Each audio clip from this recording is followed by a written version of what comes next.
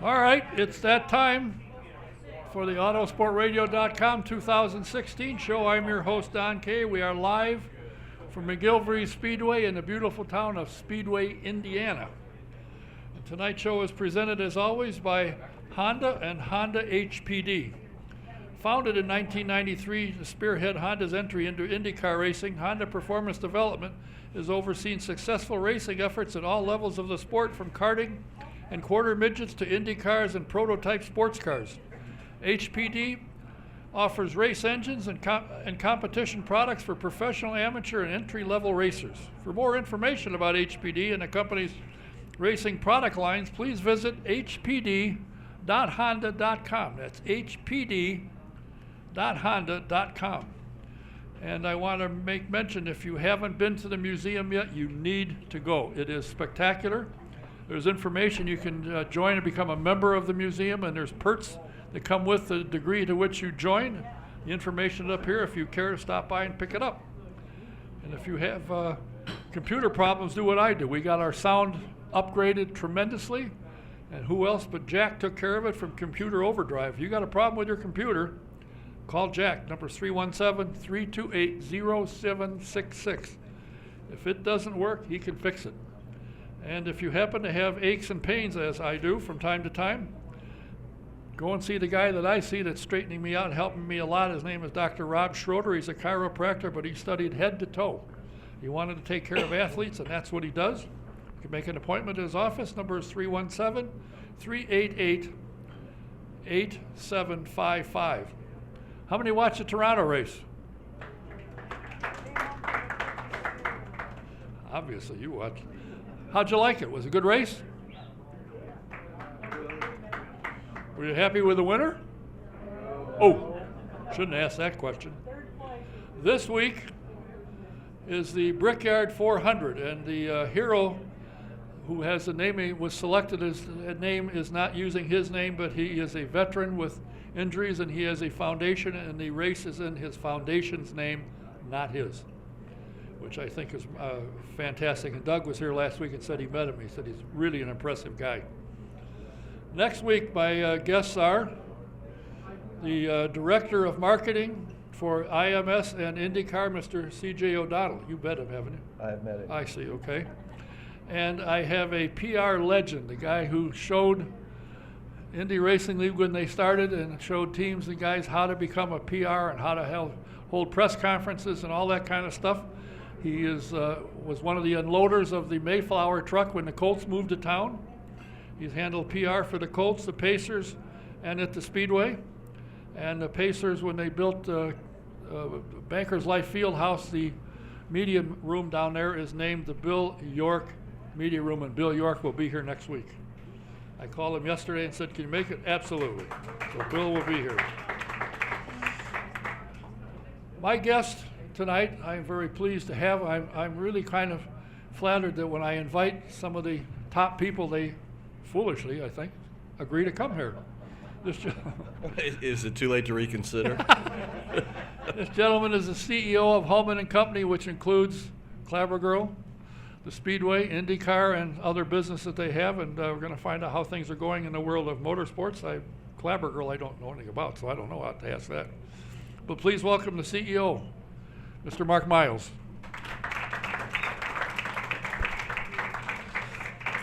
Have you gotten tennis out of your system yet and replaced it with racing? Absolutely.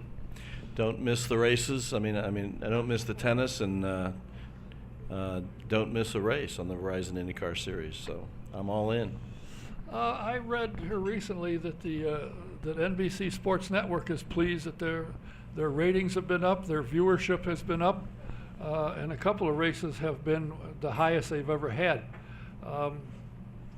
What are you guys doing to make sure that continues? What is IndyCar doing? Well, it's a whole series of things that we've been working on for a couple of years now.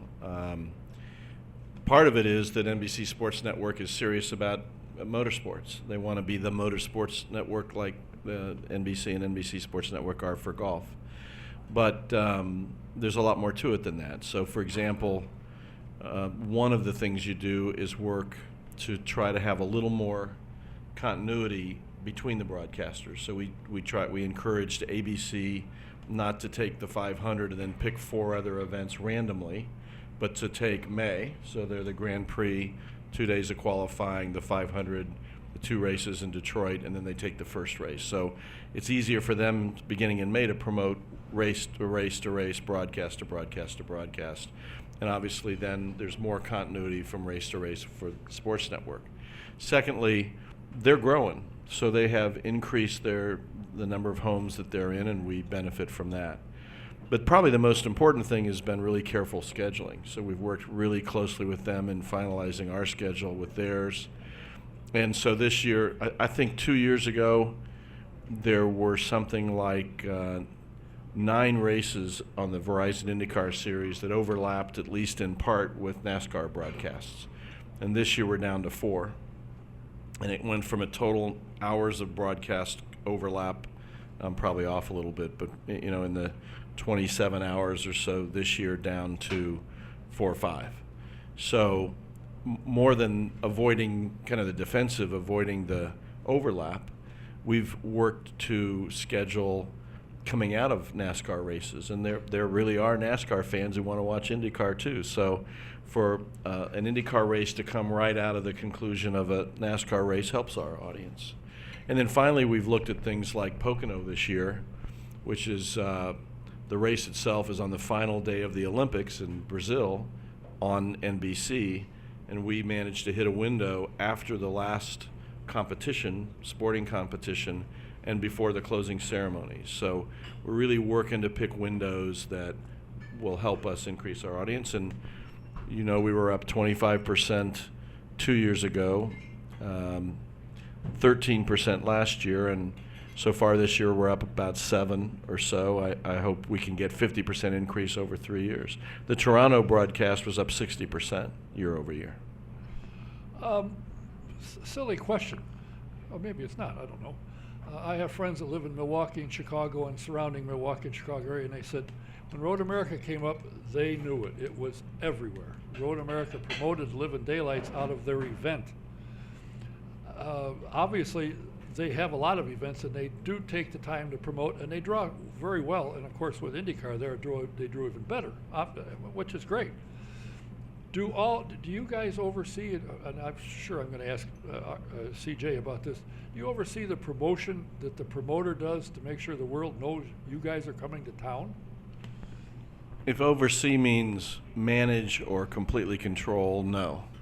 We have some influence over it. And one of the things CJ will talk to you about is what we call a co-op program, where we put some money on offer to them. If they match it, then we use our advertising but branded for their race to help them sell their tickets in their markets.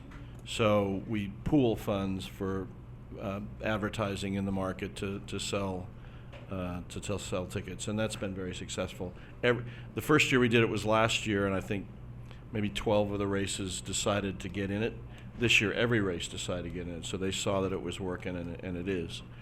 And then we try to work with them on providing them what we think are the brand this is stuff you don't care about, but what's the brand Everybody of IndyCar, cares. And trying to get some common approach to how we present the sport from a marketing perspective, and we're making real progress. This probably is a silly question. 5 o'clock Eastern time, 4 o'clock in Iowa. Why in the world so late on a Sunday? Television. Oh, that's I see. We hit a window that came right out of the NASCAR race, if I remember correctly. I'm sure it was a television scheduling thing, and frankly, I think it worked. I mean, we're not oblivious to the local promoter's concern about his crowd. Obviously, doesn't do any good to put it on television, have a bunch of people watch it if nobody's in the stands. So we got to balance things, but you also want to use your head, and it's not good for the total number of people that will watch our sport if we're going head-to-head with a NASCAR race, for example. So it's better to avoid it. So it's an example of that careful scheduling that's meant to work for the track, but also increase our total eyeballs watching the sport. I just read recently that I assume you, since you oversee everything, propose and are going to give the money back to the Boston people that bought tickets. The IndyCar is going to pay back, refund their money. That's a pretty clever idea. Now, and it also said you're going to go after the promoter to try and get your money back from him. What the hell happened to the money? I think probably if you knew, you'd go. No, I think I know. I mean, I don't have all their records. We will eventually get them, but my guess is that they brought in cash through various things, beginning to sell sponsorship, early ticket sales, and other sources of revenue, and they were funding their expenses. And you got some upfront expenses. And I think at the time that the race got shut down, they really had very little money left. So what we did was work with the Attorney General of the state of Massachusetts to say, we don't think we have any legal obligation to do this, but we care about our fans. So we contributed almost $1 million, which isn't paying back every nickel. We expect the promoter to find some money, even if it's personal, and get involved in making it right. And we will pursue him to make sure that he does. Well, I bet you will. You'd probably like your money back as well while he's out digging around. How, with the sudden change from Boston to Watkins Glen, how has that gone so far? Are the ticket sales going well? Are they, I'm assuming they're making a lot of noise because it's a relatively short period of time from May when this happened and they announced it to when the race is. But as far as you know, are ticket sales going well? Are they happy up there? Yeah, this has kind of become the retro season, right? Getting back to Phoenix and Road America and now Watkins Glen, and I think it's being really well received. They haven't had a lot of, they didn't have a whole year to promote it. We're helping them spend a lot of money to promote it in that market, and I'm sure we're, who knows? There's a little bit of a rivalry to see who can outdo each other between Wisconsin and New York, but I think they'll have a big, enthusiastic crowd. Have you guys looked at Richmond? Now, the reason I say that is I went to every Richmond race, and when we first got there, Mark James, IMS Radio Network, he and I were in the backstretch just before turn 3, and we were out there by ourselves. I mean, there wasn't, we almost had to get binoculars to see where people were, but as the years went by, it got closer to us. They were actually coming around turn 3 and around turn 2, we're coming close. We were starting to worry, where are we going to go now, up higher? And then they cut it off. Have you guys, and the people that I talked to and the people that I know down there said, man, we come and watch NASCAR and then we come watch IndyCar. Wow, are they fast? Yeah, and they're fun to watch at night, aren't they? Are you guys looking at going back to Richmond? Here's where things stand, Don. We think before the end of August this year, we'll be able to release our calendar for 17 and 18. It won't be the same. There'll be the 17 calendar, might be a little bit different for 18. But my expectation is that our goal, let me put it that way, is that if you were on our calendar for 16, we'd like you to be on it for 17 and 18. So if that's true, you start with 16 races. And then obviously we've got room in August and we've got room in February. But we don't really have a lot of room on the calendar, and we're not, if you think about the economics from a team, they're not necessarily better off just to keep adding races. So if we end up with 17 or 18 races in those 2 years, at least as things stand right now, I think that's a good schedule, and we think we're going to be there. So what we did is we went to anybody who we thought about that might be interested, and a number of potential promoters came to us, and we gave them a kind of request for proposals and said, you got to have it in by the end of May. And you got to fill, here's what we're looking for, and we give them all the information about our standards and what a contract looks like and that end of it, and then here's what you need to tell us, and then we've been through, since the end of May, kind of a due diligence process.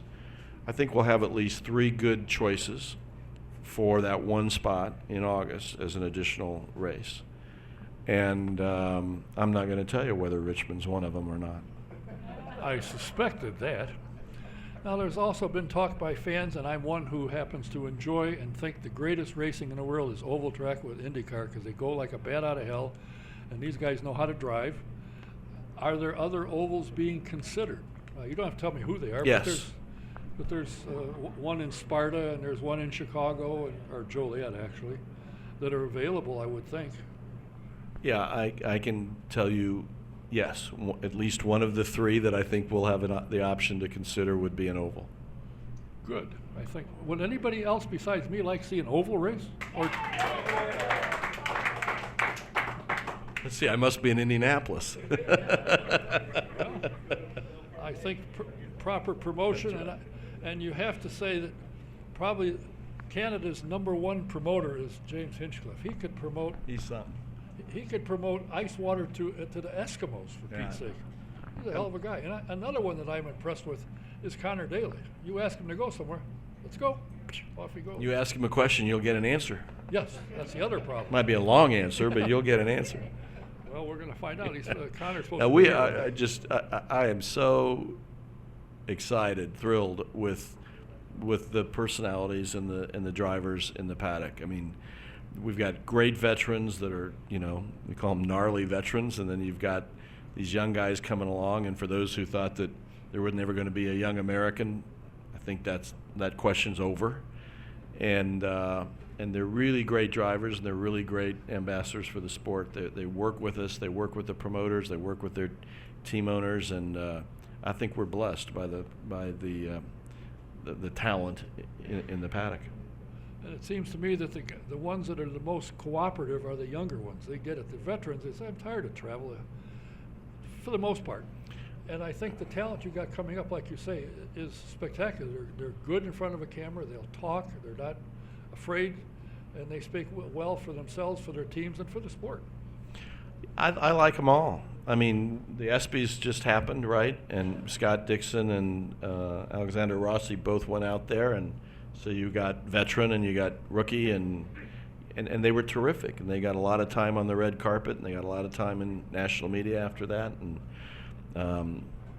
again, you don't want to talk about tennis, and so I won't. But I would just say that if I had to compare the ability to get our drivers to promote the sport versus other sports, I like what we got. You said that the first time I had you. It's really true. Here. And also, I mentioned this to Doug last week. I said, the first time I had Mr. Miles here, I said, it's a big piece of property. Have you ever considered doing other than racing? And you said, no. We're a race facility. Well, obviously that's changed. I said that? Yes, sir. And it was hard to believe. I thought. Maybe I didn't trust you back then. Well, probably shouldn't have. But and I'm a traditionalist with a lot of them, and I think that's the holy grail of motorsport. However, when it sits for 3 months, you ought to do something. I mean, you got to pay taxes, you got to pay back the loan and all that kind of stuff. So why not do it? And I think that what you're doing and the people you're bringing in is spectacular. Now, not that I know all of them. I didn't know who Three Dog Night, which SVRA had, but when I heard them sing a song, and they said, well, oh, that's who did it. And then Journey, I'm not that familiar with, but they drew well. And, of course, the guy that I really wanted to meet, Blake Shelton, had a hell of a crowd. You're getting quality entertainment coming in here, and I think that's, again, I'm a traditionalist, but facilities not being used, they cut the grass, hell, might as well use it. We had 110,000 people at 3 concerts on race weekend, Friday, Saturday, Sunday. The place it's just that much more fun, that many more people out there having fun. We had the Stones last year. We've got Red Bull Air Racing this year.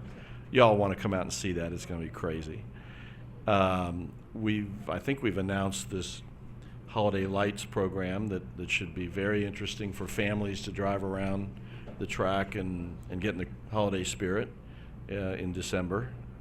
So yeah, we want to use the place and show it off, and the more people we can, as long as they're meaningful, right? I mean, we want epic events, and we want family events.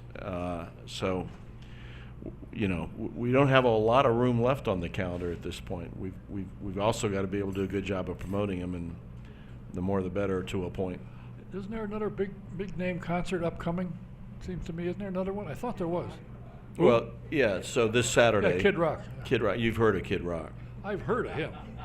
I've heard some of his. Not Journey, but yes. So you were kind of a heavy metal guy. Yeah. And again, I think, and when you brought in the Rolling Stones, I said to Allison, how do you top that? I mean, you started off #1 with the most well-known, famous band in the world. How do you top it? Well, I think we have to be patient because we don't want also-ran performers. Right. And so this year we don't have so that was the first time we'd done a big concert not in conjunction with the race.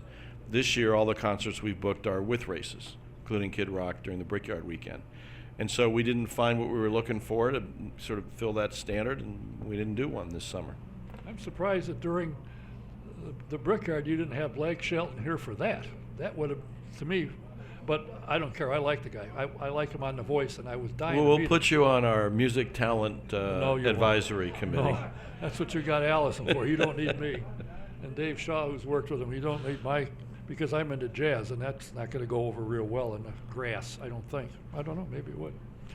Are you pleased with, and I know the answer to this, but are you pleased with the progress IndyCar is making through safety, through the racing, the way that the cars are being worked on for the aero kits and making changes? Are you happy with everything that's going on?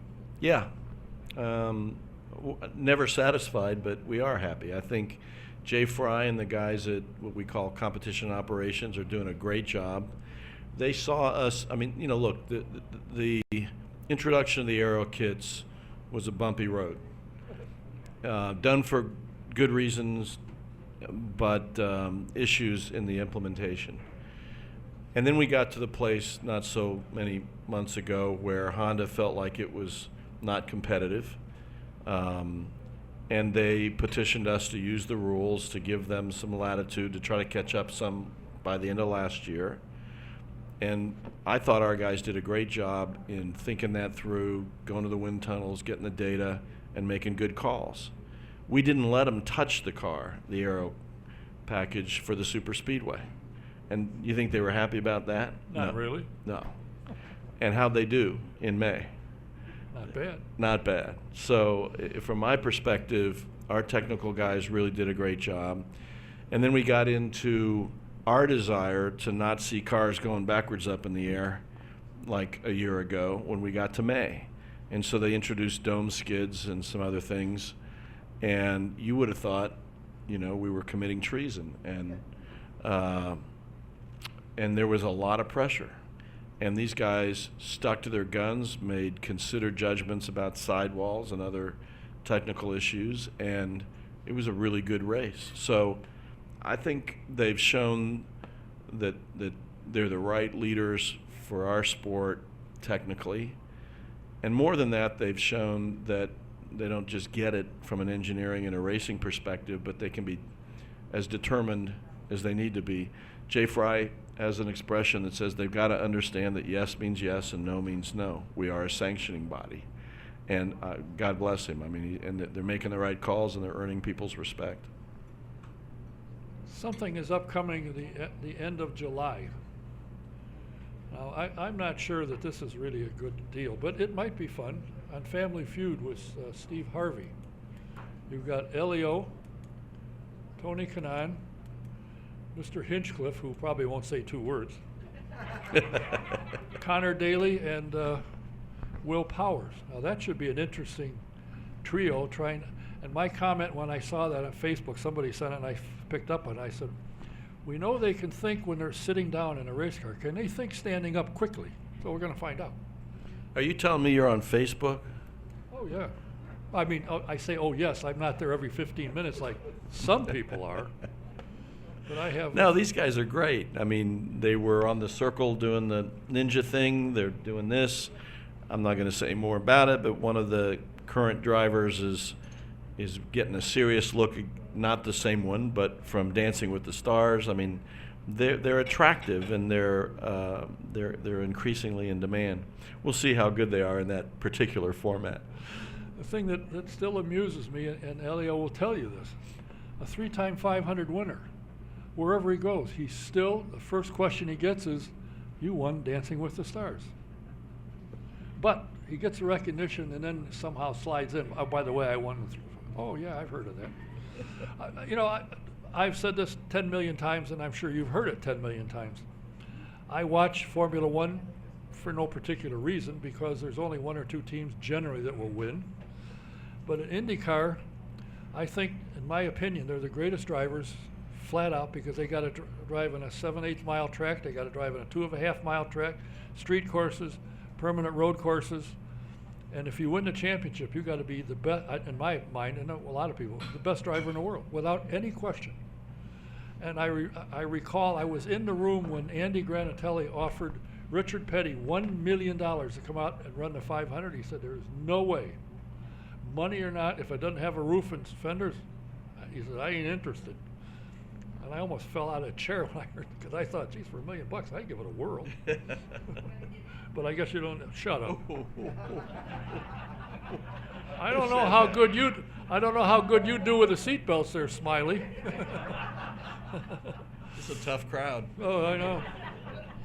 But anyway, I think, as you say, there's some really. And the other thing I like is people react, if there's a driver they don't like, they react to that, and I think that's good to get them involved. I'm glad I'm not the guy getting all the heart, booed. But if you remember back when Dale Earnhardt was winning everything, they booed him. When Jeff Gordon won everything in sight, they booed him. So it goes with the territory. Has anybody booed you? Would yet? you like for me to answer that question? Sure. What the hell was the question? I didn't know I had one. No, here's what goes through my mind. It's not just that they are great drivers, and there are reasons to watch them. And you've referred to the comparison to Formula One, but I also think the way the championship seems to work is pretty darn interesting. And to see Pagenaud take off, and for a couple weeks everybody thinks it's over, and before you know it, it's not. And Will Power's back to being Will, and the three Penske cars, 1, 2, 3, Scott right there, and then this young guy. By the way, we got to talk about Joseph Newgarden. That crash, you asked about safety. That crash was horrifying, and he wasn't seriously hurt, but he was hurt.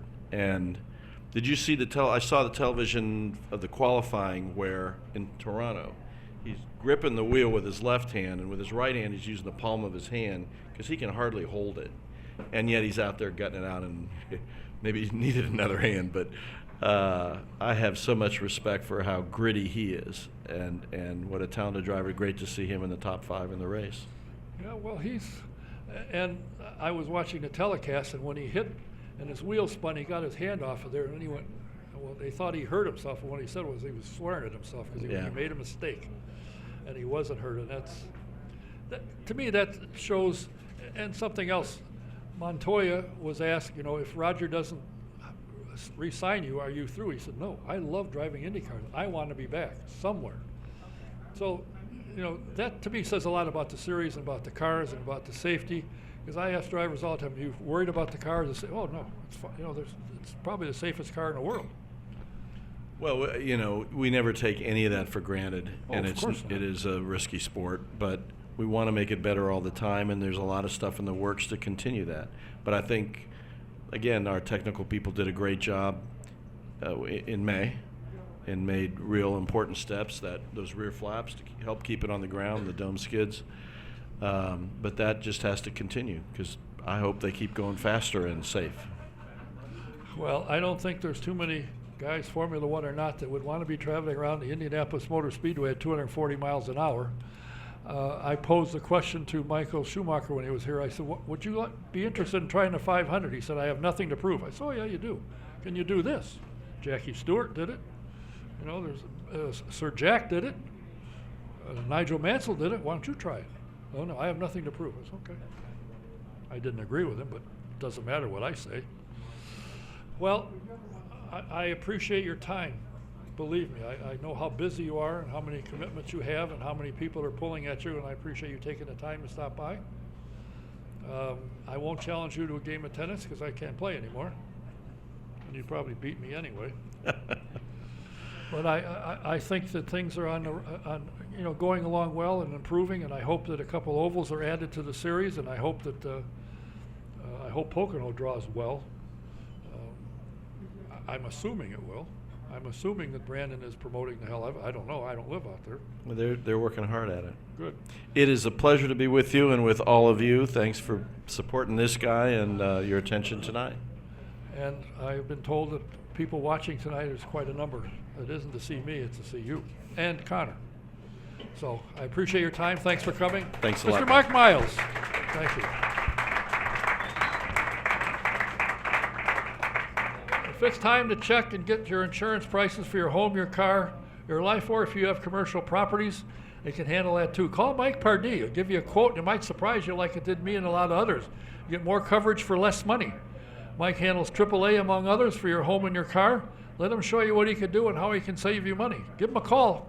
His number is 317-248-0070. That's Mike Pardee at VP Insurance, 5004 West 16th Street, 317-248-0070. And if you're looking for Chevrolet and you want to get the best price, you'll find out the best price are in the country. In the country is Daleville, Indiana. Take I-69 north to exit 34, go east 1 mile, and you won't miss them. And when you deal with Sam Pierce Chevrolet, you will find out that why he is rated at the top of customer satisfaction at Sam Pierce Chevrolet in Daleville. If you have a young kid, 9 years old or older, would like to take a ride around the Speedway, they have what they call the Victory Lap. You can call up and ask for a ride, and the number is 317-243-7171, extension 101. They run at the track almost every day, weather permitting, and mention my name, and you will get the photo at the end of the session for free. That's the Victory Lap for kids 9 years old and up. The next event for SVRA will be out in at Watkins Glen, the 2016 U.S. Vintage Grand Prix, September 8th to the 11th at Watkins Glen. If you're out that area, you need to get out there. Some absolutely beautiful cars. Great to watch them run, and you'll have a great time. That's SVRA at Watkins Glen, September 8th to the 11th. And if you are a vintage car fan, do yourself a favor. Go to svra.com and subscribe to the Vintage Racing Quarterly. It is a top shelf magazine, and you'll find out some of the cars that you knew years ago. They're still around, they're running. Find out who's running them, who owns them, see what's going on, and you can. It's a great magazine. It's great stories about some of the old drivers and the old cars. You'll find out what's going on. Great. And if you're going to have a company or a family picnic and you want to get everybody together and have it handled properly, you need to call Tony Meyer. She's been doing it for 25 years, that she can take care of everything. You can reach her at 317-515-7929 or email her at tmeyer, M-E-Y-E-R, tmeyerindy63 at AOL.com.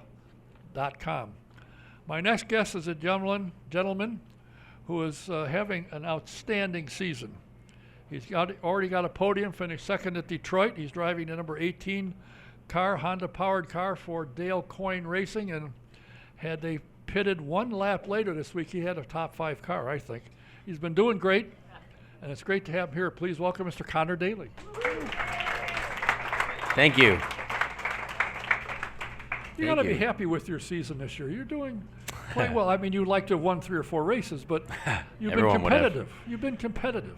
Thanks. Yeah, I mean it's been okay. It's been there's been a lot of good stuff, a lot of good luck, and then a lot of like really bad luck too. But I mean that's just part of the whole package, I guess, part of the whole IndyCar season. A lot of ups and downs, but yeah, I think for the most part we've sort of just steadily improved. Steadily qualified better. The fast ovals, we've had really good cars, but then not great luck there with finishes and mistakes and random, big crashes. So yeah, it's been. I mean, I think I'm quite happy with how it's all gone so far. Are you and Joseph still friends? Yeah, yeah, for sure. Although I texted him yesterday and I haven't heard back from him. So. Because like the exact same thing happened to him that happened to me in the warm up. Yes, in Toronto, the wheel flew out of my hands, and the same thing happened to him in the race. So it's just one of the perks of the track over there. How do you think? Now you drove in a Pro Mazda and clean house. You were in the Indy Lights and ran there and did well. You went over to Europe. and one race actually you were in a GP2 and GP3. How do you think, or which one of those prepared you better for IndyCar? Just everything, everything combined. I mean, everything you do just kind of all builds to a certain level of experience, right? It's just kind of all you're just broadening your platform before you get to kind of get onto the bigger stage. So, there's many years in all the different feeder series in Europe and in America, and then we got to IndyCar. So I think there's, it's made for a better platform to kind of do things a little bit earlier, I guess, in IndyCar. So that's what we're just trying to do, is just make the best of this first year. Have you run into a track that you like better than any of the others so far? There's certain ones that I don't like Iowa. That was really that was the worst experience of my whole life ever, and I would never want to go back there unless we find the problems that we had. But other than that, Toronto was really rough. The new changes to the track were just not great, and it was really a shame because the track was I didn't really like the track last year either, but I got it once we got to the race time, and then here over the weekend we had a really good qualifying again, so I sort of got used to the track, and it could. I just wish it was sort of like it was the last year, but it is what it is. IndyCar did the best job that they could with the timeline that they had to kind of adjust the track, I guess. Yeah, they did. They moved walls back 6 feet, gave it a little more room to operate. Yeah, the only problem was just the pit lane was so dangerous. It was so dangerous, and I hated it for the guys in the pit road, because I nearly wiped out Ryan's guys coming out because there was no space, and thankfully I went from 7th to 17th in the pits purely because we just couldn't leave. We couldn't get out of the pit lane. So it was a shame that it was like that. But it is what it is. It's interesting to me that Dale's been around close to 30 years now. Yeah. And he's one of, if not the smallest team going. But he puts a car in the last 5, 6, 7 years. He's put a car on that's a good car, that a driver like yourself with talent can do something. You can be competitive, and I think that says a lot for what his organization and people he's put together. Yeah, for sure. We've got a good engineering staff, and it takes a lot of work for sure. There's a lot to go into kind of getting our car to where we can be competitive. Obviously, we have on the mechanical side, on the damper program, where Joseph, one of the first things Joseph said when he won in Iowa is he has to give credit to his damper program, his damper guys, because mechanical grip was so important there, and it was so there's so many bumps and so many difficult undulations in that track now that you have to have your car mechanically working well, and ours was not at all. And we go from being like the slowest cars in the world there to qualifying 7th at Toronto. So it's you just see that every track accepts a different balance and accepts a different mechanical setup, and we still have we're still on the low side of having the resources and the development on the mechanical side that other teams have, but we are making the best of it for sure. I think when it comes to the street courses and hopefully the rest of the road courses when we go to Mid Ohio and Watkins Glen and Sonoma. Do you like street courses or road courses better? Well, I thought I liked street courses, but then we actually did quite well at Road America too. So I thought that would be a difficulty for us because, it was a permanent road circuit. And but yeah, I think it's all been okay this year. I haven't really. Street courses I still think are my top preference for sure. Really? Yes. Because Barber didn't go that well either. Yeah, but anybody that thinks that you jump in a car, make a seat, put a helmet on, and go out and do well, it doesn't happen. It's just like a football team. They get new guys, and they got to learn to work together, and it takes time. But everything that you read about what you've done this year has been spectacular. In fact, you have a new possible teammate joining you, and his sponsor behind it has said one of the reasons we looked at this deal is because what Conor has done.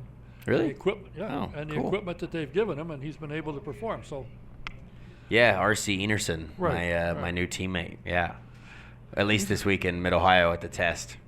and I think for a few races. Yeah, he's supposed to be around for 3, I think. I know his Yeah. dad. I know his dad pretty well. Yeah. And they're happy. He's just happier that he knows what he's doing. He's coming in this week, I think, to get a seat made. Yep. Yeah, he's there right now. Yeah. Up at the shop. Well, I tried to get his dad, have him come this way and stop it. No, he said he's going to go to Cleveland. I said, why? Come through here. It's straight across. Plain field. I got nowhere. Yeah. That's all right. But good kid, that should help the team and help you, I think, because he's an up and comer and he's done well. Yeah, I mean, we'll see. It's been a bit of a teammate roller coaster, I guess. I didn't know at the beginning. I didn't think it would be that way, but that's the way it turned out. But I mean, Luca and Gabby are very good drivers, and to have both of them in the team has been very helpful. It's a shame that we couldn't have one or the other, but yeah, I mean, it is what it is. It's just sort of the nature of IndyCar racing. At times, it is a money-driven sport, and there is certain things come to an end, I guess, at a time. But yeah, I mean, to have RC in will be cool, and I think he's, I saw a stat the other day that like Dale has the youngest drivers in the team, like by far, by a lot. Unless it's Joseph and Spencer, then there's two guys there that are young as well. So it's cool. Dale certainly is on the lookout for having the young drivers in, which I think is what the sport needs for sure. Well, that means now you're going to be the teacher. Yeah, I guess so. That's a shame. Well, I don't know. Is your dad happy with your progress? Does he like what he sees and what's going on with the team and your performance and so forth? Yeah, I think he has. He's he's been, it's just step by step. There's a lot of stuff that happens sort of out of our control that we just can't really do. But even in this weekend where we just sort of we're never in the right place, and we had a really good first stint, which is sort of the only thing we could control until the yellows came out and the pit lane became a debacle and everything went upside down. What I could control, qualifying, which went really, really. I was really surprised that a lot of people sort of gave recognition for that the qualifying performance than I thought. It was 7th, obviously not that great, but we did almost make the fast six, which was really cool. And I was really surprised that we made it that far as well. So I think he was really happy with that because I've always struggled in qualifying throughout my career, and now we're sort of every race we're sort of getting better and better at qualifying, and for the situation that we're in, we're getting closer to the fast six, which is I'm very happy with that. To start towards in the top 10 is a really that's a good thing to sort of start making regular, which we hope we can do. Well, I was listening to, I forget which race in Formula One, some country I'd never heard of, and they mentioned, by the way, I think it was David Hobbs said one of the stewards at this race is Derek Daly. And Yeah. he had mentioned when he was here that he was going to be a steward once or twice. In during the year. Azerbaijan. Yeah. I don't know where that is either. I never heard of it. Yep. Neither have I. I think they made it up. When my dad told me he was going to go there, I was like, why? Well, he's like, he's wanting to be adventurous in life now. He's going to places he's never been and all that stuff. So that's cool. And if Bernie calls, you ought to answer. Yeah, I guess. They asked him what race he wanted to do, and that's the one he wanted to do. So cool. And you said, where is he? He said, I don't know, but I'll tell you when I get back. Yeah, exactly, yeah. He had a great time. He really liked it. Oh, I'm sure. Yeah. Is he still managing drivers? I know Scott Anderson was one of his, and I don't see Scott around. Yeah. Well, I mean, he's doing what he can. I mean, he likes to, Scott's whole program sort of. I mean, it's all just money driven, right? I mean, there's as soon as the well dries up, I guess, that's about it. So, yeah, and he still works with Garrett Grist and a lot of the guys at Juncos, on the Pro Mazda side and the Indy Lights side. So, yeah, he's still involved, and he likes to be involved, and I'm sure he's on the lookout for any other young driver that he can help, and now he's got his my cousin Nikki is over working for Juncos as well as an engineer, and she's my dad's brother's daughter, so that's kind of cool. He's brought her over to kind of get in on the engineering side because she went to college for engineering over in Ireland. Over in Ireland? Yeah. She came here for a job? Ooh. Yeah. Huh. Oddly enough. Interesting. Yeah. America's the land of opportunity, I right? guess. Hopefully. Yeah. I'm waiting for my I found opportunity. mine, yeah, I guess, after a while. Is IndyCar what you thought it would be? I know you strive to get there, and several times that you came here when you were racing in Europe, when you come back, you know, and you talked about, yeah, I'd like to, but I want to, you know, get as far as I can. But now that you're in IndyCar, is it what you thought it would be? Is it better or worse? No, every day I still wake up and I'm like, wow, what am I, you know, it's really cool to get to do this, you know, and even James and I, we sort of just laughed the other day because, like, it's crazy that we get to, like, do this and do what we like to do, you know, do what we love to do. And, like, I got a text after Toronto, like, Sunday night from Conor. It was like, hey, man, I was really good racing with you. I have a lot of respect for you. And I was like, that's Tony Conor that just texted me that message. I'm like, what? Like, that's really weird. I always, like, it's weird to think that I'm racing with all these guys, and, like, I have a conversation with Ryan Hunter-Reay after there's still, like, moments in my head where it's like, it's kind of weird to think about that I get to do this stuff against all of these other good folks that compete at a high level, and, like, I'm also doing that, and, like, I hit Juan Montoya a lot, or he hit me a lot in the race, and I was like, wow, that was really weird to do that, and, like, he was hitting other people, and then, like, I was also involved, and I was like, wow, this is kind of crazy that we're making, like, there's a lot of orange on my car after the race, and I got pictures from my engineer that, like, my wing was broken and the rear wing was broken, and there was, like, everything was broken on the car, and I was like, wow, that was a rough race. It was, like, really crazy, and it was just, you know, just part of the whole package of being an IndyCar driver, I guess, which is just, it's still just hard to believe. Like, it's crazy. But your relationship with the drivers is something that, from what I understand, and I wasn't there, you were, that in Europe you don't have that. In Formula One, No. And even in GP2 and 3, you said, you don't really get too close to any of these guys. We're here. Yeah. You hang out with a bunch of them. I see you pop up with Marco, or you're with James, or you're with Joseph. I just left Alex. Alex is still at my house, Rossi.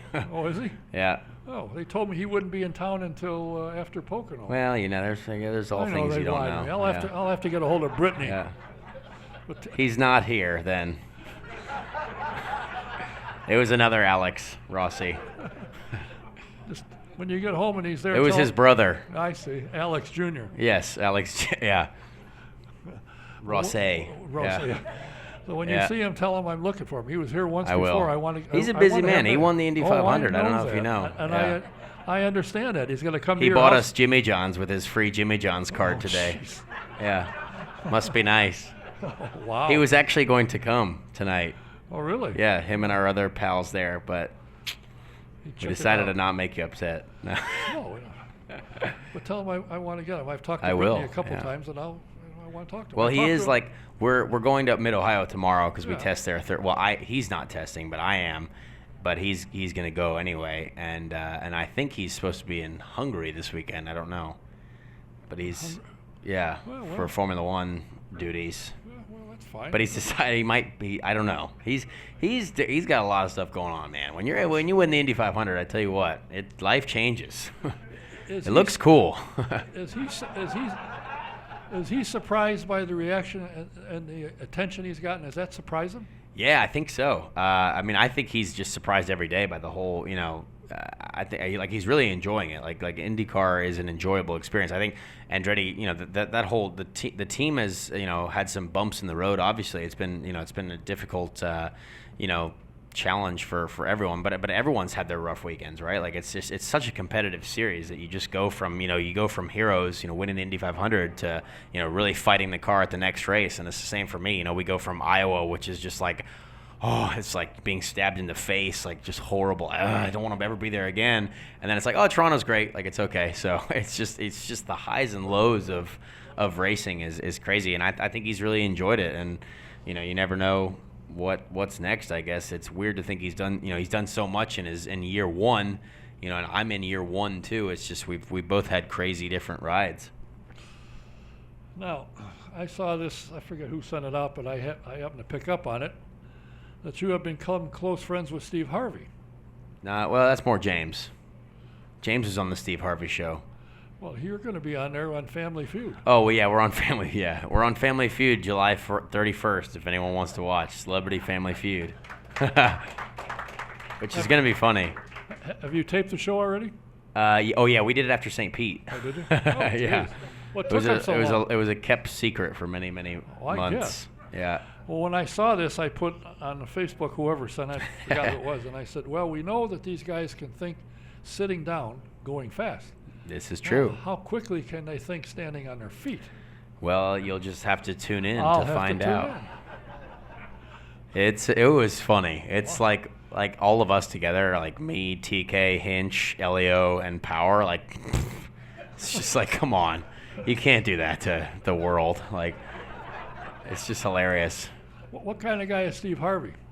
He's funny. He's really funny. Like, and he accepts that, like, when he made that big mistake on television with the young ladies there, like, he's hilarious, I will say. And he really enjoyed us because, like Hinch is very hilarious, obviously, too. And then after that led to Hinch being on the Steve Harvey show, like the other show. And yeah, he thought it was funny. Like, we sort of stole the show, to be honest, which is, I felt bad for the other competitors, but you'll just have to see. Well, it depends on how they edit it, obviously. Well, I mean, the other competitors were very beautiful human beings, Sports Illustrated swimsuit models, so they might just edit it purely to them, which I would too, but because we wore our race suits the whole time and had our helmets, we looked like clowns. But whatever. Well, did the swimsuit gals wear bikinis? They did not. Oh, I thought that would have been part of the program, but I guess not. Oh well. Yeah. They didn't wear their work attire. Jeez. Did you get to know any of them? No. They were they were way more famous than we were. Like, way cooler than we were in their own minds, you know. Oh, yeah. So yeah. It was sad. Yeah. Wow. We tried. I mean, I did, and James did, because James was single at the time. He's not anymore, but yeah, we tried and failed. I see. But one of them is dating Leonardo DiCaprio now, so I guess we had a big mountain to climb there. couldn't really. We're not as rich as he is. Definitely not. Like, way not as much. Well, that's Oh, fine. well. But I bet you and Hinch can make her laugh better than he can. We might be able to, but I guess that's not as. That doesn't buy you as many boats I see. or cars or anything. How is your mother enjoying your season? Well, she enjoys it unless we're like crashing at Texas, but yeah, I mean, she was in Toronto, really enjoyed it. It was her birthday and my brother Carter's birthday, and I didn't do that well, so I'm sorry, family. But yeah, she's having a great time. She's enjoying it. My whole family really is, unless I don't do that well, you know. Gotta make the family proud. Yeah, well, and is your brother interested in racing? No, none of them are, thankfully. Really? Yeah. Why? Well, I mean, Carter, the youngest one, Carter, he just turned 14, which I guess he's not that young anymore. But yeah, he loves racing. Like, he loves to go to all the races. But he's more of like he's more. I think he'd be more interested in like the engineering side or the business side of it. Oh, well, I hope. He can be your manager. Exactly. Ooh. That would be nice. And I then need a he can- manager. And then he can introduce you to these Sports Illustrated swimsuit girls, and maybe. Well, we got introduced. It's just the rest of it didn't go that well. I see. Oh well. Which I guess is more down to like me as a human. There's no managers there. Well, of course, Will is married, and so that's Yeah. kinda I mean, the rest TK's of them are old and married, so like Yeah. it was just me and James who were trying to be funny. Yeah. Well, I think what you're saying is you don't have a career in stand-up. Well, we might. Oh, yeah, But we if just you don't do it, have you we would. don't have a career yet in like dating really famous women, I guess. I don't know. That hasn't worked out yet. Well, let's see. The next race. Yes. Are you set? Are you ready? Are you excited? Well, I've never raced in Mid-Ohio, so I've never even driven there really. So I thought, didn't you didn't run Pro Mazda there? nope. Oh, I Pro thought Mazda you did. didn't race there that year. Yeah. Oh, that's probably It's why you really weren't weird. there. It's like one of the tracks in America that I've never raced at, which is there's not many left that I haven't. So, yeah, whole new experience this Thursday. We test there in 2 days. I leave tomorrow for there. Yeah. Well, that's good. I think that place ought to be good for you. I think that'll be a track that you'll Well, we'll see. at. Yeah, I hope. That would be great. Well, and then you go back to well, you don't. Are you going to go to Texas and just? I should have been there. I still don't know why they're not just restarting that race. I was wanting to talk to Mr. Mark Miles about that, but it's not his. Oh yeah. I did. He said, "Read the rules." Yeah. That's what the rules Yeah. say. Yeah. Well, there might even be like different drivers in our car, in the 19 car's case by that time. So I don't. It's odd. And the Different. other Everyone's in a different chassis, different engine. That's And what- every single person I've talked to is like, why don't they just restart the race? And I'm like, I don't know. And a lot of the drivers, Scott being one, and several Yeah. others said, "I'm fine. Let's start it Restart again." it. Yeah. I mean, IndyCar for sure has this year stuck to their guns of once they make a decision, they don't change it. Which obviously they have in the past, and they've got ridiculed for that, which I can understand. But in this case, I think it's different. It's an actual it's an entire race. So we should probably think about that affects the season in a big way. Oh, yeah. So It's hurting you and Joseph both bad. yeah, big time. Yeah. Now the other thing about it that's crossed my mind is Mr. Power couldn't get out of his own way. Yeah. I bet Yeah, he and don't now have- he will. I bet he don't have the same car he had there. Well, exactly. And, Yeah. and that's not right. You I should know. have to take the same car. Yeah. And I mean, yeah, and then there's no way to police that, right? So, the best way, we think we can police it, but it's just, yeah. I mean, there's many questions that we've all asked about that for sure. So I wish they would just restart it just for the fans' perspective as well. I mean, no one really wants to go to see 2/3 of a race, if you're going to go, so. Yeah, but the other thing, the poor truck drivers. Yeah. Truck driver gets it, and he comes from the East Coast all the way to Yeah. Texas for one day and turn around and go back to the East Coast again. And it's in between, of course, like Watkins Glen, or it's just really It's not between ideal. Pocono Yeah. and Watkins Glen, and they go to Exactly. Texas in between them. Really not ideal. Yeah. And have you raced at Pocono? I have never Oh, so it's even. another one. Yeah. Oh. You'll like that, the tricky triangle. It's smoother than I it used hope. to be. I'm trying to beg my team owner to do the test there August 4th or whatever. So we'll see how that goes. He says, talk to David Bird. Let's see if we can make it happen. Yeah. No, I don't think it's David Bird's decision either. All Mr. Coyne. Do you guys get a lot of Sonny's barbecue? We have not. No. Really? No. We've not. Well, we've only got one race in Florida, right? So. Well, he's got them elsewhere, but I don't remember where. He's got a number of Yeah, them. I know. Poor guy, I feel sorry for him. Yeah. Poor Dale. Well, I'll tell Got you a lot what, of barbecue. I appreciate you taking the time. I know you're No leaving problem. tomorrow. From my and everybody's perspective, you're having a good season, not what you'd Thank like, you. and some of the things that have gone wrong had nothing to do with you. Yeah, that's all right. And you're doing well, and we hope to see you for the rest of the year do great. Thank you. I appreciate that. It's been fun so far. Just got to keep trying to, race by race, day by day. And we will invite you back every so often to keep Thanks. up with you. Appreciate it. I appreciate it. Keep Thank an you, eye on guys. him. Car number 18, Thank you. Conor Daly. As I said, next week I have C.J. O'Donnell as the Director of Marketing for IndyCar and Indianapolis Motor Speedway, and the legend, who is leaving town August 6th, I think, moving out of Indianapolis to Tennessee, but Bill York will be here. So look forward to seeing you again next week. Thanks for everybody watching and being here. Until next week, Don Kay saying good night. Thanks. See you next week.